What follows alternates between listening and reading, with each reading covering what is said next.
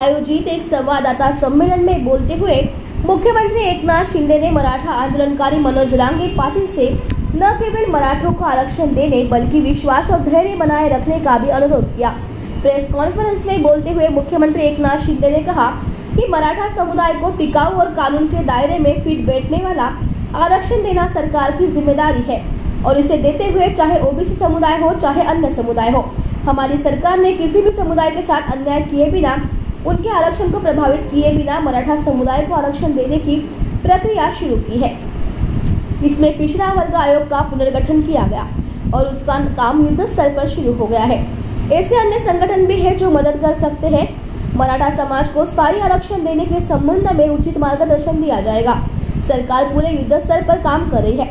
हमने अपने सरकारी तंत्र को भी पूरी तरह से नियोजित किया है, इसलिए 1 महीने के भीतर पिछड़ा वर्ग आयोग की रिपोर्ट फरवरी तक प्राप्त की जा रही है और उसी महीने में मराठा पिछड़ा वर्ग आयोग की रिपोर्ट प्राप्त होने के बाद सरकार ने मराठा समुदाय को आरक्षण देने का निर्णय लिया है।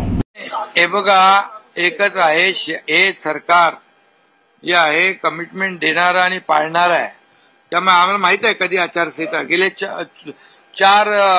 20 वर्षापासून आचारसंहिता 1 मार्च नंतरच लागते। त्यामुळे असं काही तुम्ही त्या आचारसंहितेमध्ये आमचं हे काम अडकवायचं असं काम नाही करणार आम्ही।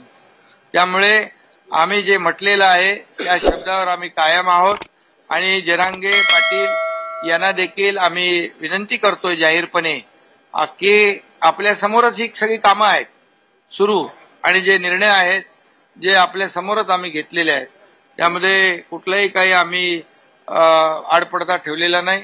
त्यामुळे सरकारवर विश्वास ठेवून थोडं श्रद्धा सबुरी